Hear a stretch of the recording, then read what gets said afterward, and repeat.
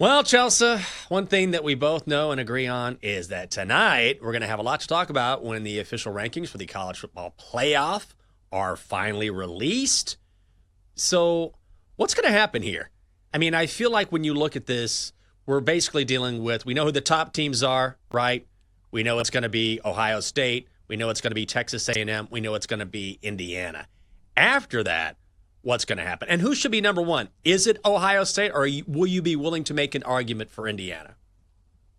Here's where it depends on your view of the committee. Like, if you believe in positivity and you give the committee the benefit of the doubt, I think Indiana should be number one. Like, if all this nonsense they've been spewing about, who has the best quality win, and, we're going to make good wins count for way more and punish people for bad losses, which I know doesn't go into the category of Ohio State versus Indiana. But if you look at Ohio State's schedule, and by no fault of their own, because I don't think we saw Texas, falling from grace, or at least, in the last few weeks. I know they're on the come up.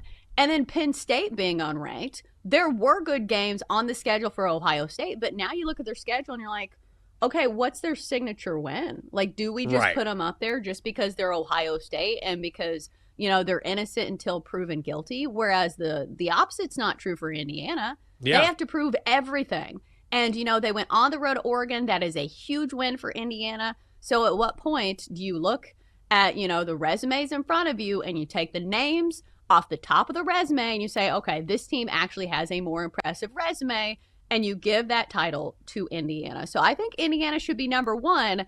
But, Jenks, how much do you trust the committee? Because I think they say all of this stuff, but at the end of the day, they're going to do what they want. I mean, I don't know. That's a good question. I think Ohio State should be number one. I do. But I also understand the argument for Indiana. I would be stunned if the committee says we're going to put Indiana number one. But I would kind of love it. I mean, don't you feel like this is where Indiana's just not going to get enough credit for being Indiana? They're the Hoosiers. You guys are supposed to be good at basketball, not at football. That's a thing that it's going to take people to get time to get over, even now. But Ohio State, I will say, is just winning games with surgical precision. Like what Julian Sayin is doing is unbelievable. He's completing passes at like an 80% clip. Ohio State is boring, and I mean that in the best way possible. They just go out, they win. They go out, they win. They go out and win. That's why saying right now is the Heisman Trophy favorite, plus 175. But then you have Fernando Mendoza right there, plus 225. It's going to be interesting to see how much credit the committee really gives to Indiana here. We're going to find out. Yeah. I think the most interesting part, though, is what happens at the bottom. Because I do think, like, all these teams are going to get in. At the end of the day, like, if you're in and you're one of at least the top few teams, like, maybe the bracketology, like, works out a little different where you don't get the best matchup. But, like, my point being is that they're in. So I think this is the biggest deal for some of these teams towards the bottom of, like, who's going to make it to the college football playoff. But then I look at some of these teams and I'm like, okay, how much do these rankings matter when the season isn't over yet? And we still have some really big games on the schedule. Most notably for your team, Jenks, Texas still has a big game against Georgia this week, where if they beat Georgia on the road, that is a massive seismic win for Texas. And then they have Arkansas, and then they have Texas A&M to close out the year. So if they win those games, like, Texas is going to be on the come up in a major way. But then the question mark is, how about if they win one of those games? And you say to yourself, okay, if we're not punishing losses against really good teams, do you still give Texas some credit? Or is the narrative that they had at the first of the season too much to overcome, where people say, no, we're out on Texas? God, it's going to be tough. If they get in, it'll be right there at the edge. Do you know what I mean? It'll be, one of the last teams to get in, and people will debate about it. And I also wonder, too, and I don't necessarily think this is fair, but let's be honest. We're talking about money at stake. We're talking about attention. And you can't convince me that this committee doesn't take that into account.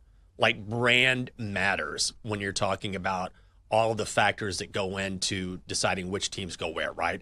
Because if you can make somewhat of a case for a blue blood, then you probably put them in over a school where you can make a case, maybe a stronger case, but they don't have the brand name. You know what I mean? So that always gives Texas an advantage. I'm not saying that's fair. I think they probably need to win out. It's that Florida loss that is a killer, right? If you had a loss to Ohio State, you lost to Georgia, and remember, they still have Arkansas and A&M. But I will say this, if they have 3 losses and maybe they lose to Georgia but beat A&M, then you got A&M and Vandy. This is why the SEC wants to expand the playoff, right?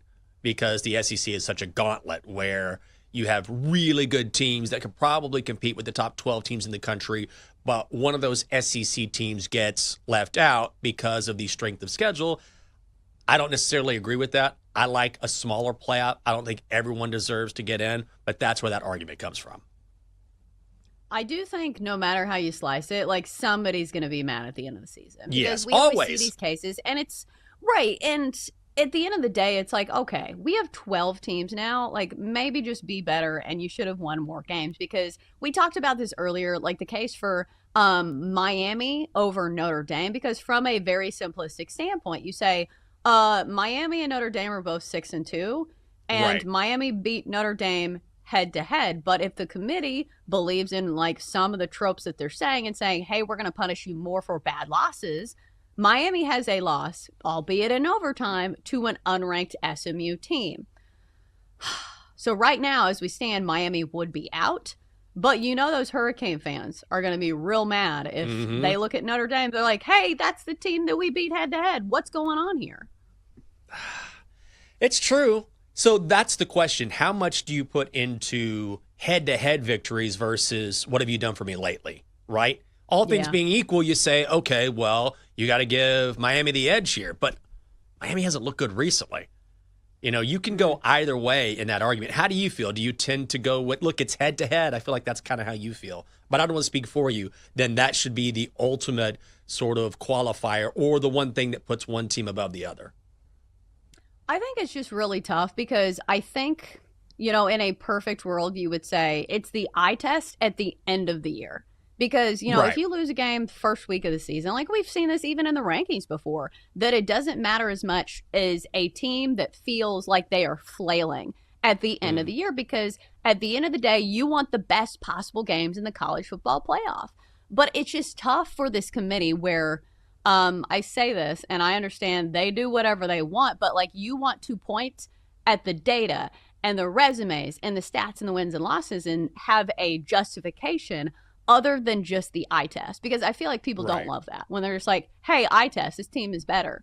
And they're like, well, prove it. You know, they lost this team. So it's just, you know, start the circle of arguing between all the college football fans. But I do think the eye test should matter some because as I'm looking at these rankings, like, do we think Virginia is one of the top 12 teams in the country? No. Like, granted, I haven't watched a ton of Virginia football, but it's just, like, do we think they're better than Vanderbilt?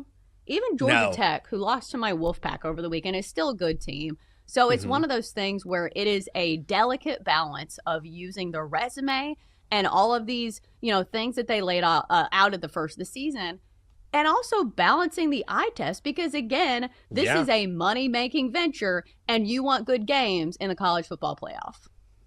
I didn't ask you about that. I missed a day. How did it feel for your NC State Wolfpack? Well, I see your face. That says you don't care. You beat Georgia Tech. That's a huge win. I feel like they always do this, and this is how Dave Doran sticks around because we get like one signature win and they're like, whoa, NC State football is good again. They did it. And then next week we'll lose to like Boston College or somebody. So like we do this, we'll like play with our hair on fire 1 week a year, or usually we'll beat UNC, which that does feel good because we hate the Tar Heels. But it just makes me think that we're never going to get rid of Dave Doran. He's going to be there forever because he always comes out with like one good win a season. Well, I will say, you got it done. Very impressive. Well done. As far as tonight goes, is there a team that you're most curious about? Like, I'm curious about Texas Tech because I think the Red Raiders are very talented. They haven't played the strongest schedule. They've been blowing out teams, but that's what you're supposed to do. When you have your schedule in front of you, all you can do is play those teams. And I'm very curious to see what the committee thinks of Texas Tech because you don't necessarily put them in the top tier, but they're hanging around and they're super talented. And these guys, I feel like, can play with anyone. But what does the committee think? I think that's one of those teams where the metrics kind of justify it, because there's no team that's been more of a metrics darling, that's kind of not at the top than Texas Tech. Like, if you look at all of their numbers, they're very easy to make a case for. But again, if you're a team like Georgia Tech and you're sitting at 16 and you're saying, hey, we're 8-1 as well, even though the ACC doesn't really have a ton of legs to stand on when it says our conference is good. So I don't know. It just feels like this circular argument where, again, so many people are going to be mad and so many teams are going to have like at least somewhat of a case to be angry about these ratings. But at the end of the day, the first set of rankings do not matter. Like, a lot of this stuff will play itself out. Like, especially with some of these teams who, play these big rivalry games at the end of the season. And I know we have like 15 seconds left. Now you're good. But it will be interesting.